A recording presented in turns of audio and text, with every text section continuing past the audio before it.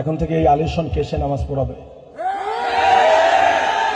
যদি আলী হোসেনের নামাজ পড়াবার যোগ্যতা না থাকে, এত বড় দুঃসাহস তোমাকে কে দিয়েছে? ইমামকে আলটিমেটাম দাও। এই কুয়াকাটায় যারা মুসলমান দাবি করেন, আমি দল বুঝি না, আমি দল বুঝি না। এই কুয়াকাটায় যারা মুসলমান, আপনি যেই দলের হয়ে থাকেন, আপনার উপরে ইমানি দায়িত্ব, আপনার জন্য অবশ্য করণীয়। কুয়াকাটা সাগর পার মসজিদে এখন খবর এলো, কি কইছিল? আমাদের ইমাম সাহেব মুস্তফা ভাই নরম মানুষ, মহিপুর উলামা ঐক্য পরিষদের সেক্রেটারি, বাংলাদেশ কওমি মাদ্রাসা শিক্ষা বোর্ড বেফাকের মহিপুর থানার সেক্রেটারি, সাগর পাড়ের মুস্তফা ভাই, এদের খাজিয়াতুল কোবরা মহিলা মাদ্রাসার মুহতামিম, তিনি সবাইকে জুমায় মাগরিব, আজকে মাগরিবের সময় সবাইকে ইসলামের পক্ষে থাকতে বলায় আলী হোসেন নামে কেউ একজন বলেছেন আপনারা এশার নামাজ পড়ানো লাগবে না। ঠিক আছে, পড়াবে না। মুস্তফা ভাই যে বেতন পেতেন ওখান থেকে আমি দেব। এখন থেকে এই আলিশন কেসে নামাজ পড়াবে। যদি আলী হোসেনের নামাজ পড়াবার যোগ্যতা না থাকে, এত বড় দুঃসাহস তোমাকে কে দিয়েছে? ইমামকে আলটিমেটাম দাও।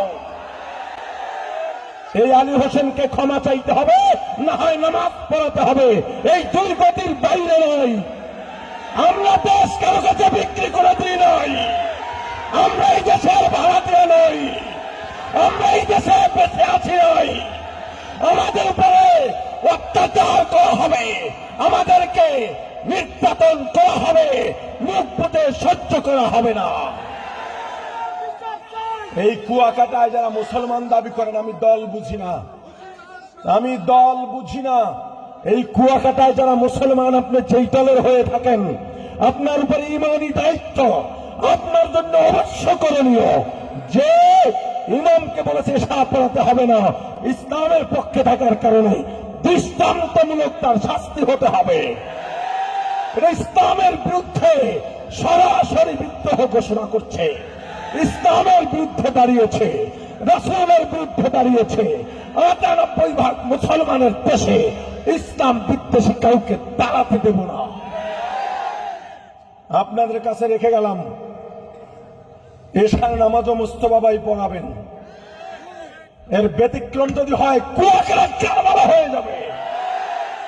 সাংবাদিক বন্ধুরা আছেন এখানে, প্রেস ক্লাবের সবাই ছিলেন, মাগরিবের আগে সভাপতি তুষার ভাই সহ এখনো যারা আছেন, এই অন্যায়কে তুলে ধরেন। কে এই আলী হোসেন?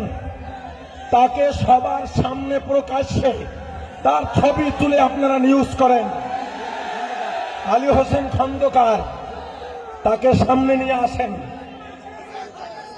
এটা মগের মুল্লুক নয়, এত বড় দুঃসাহস।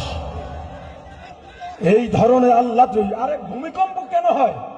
এই যে এত ভূমিকম্প কেন হয়? এদের কারণেই হচ্ছে, এদের কারণেই গজব পতিত হচ্ছে। আল্লাহ বোঝার তৌফিক দান করেন।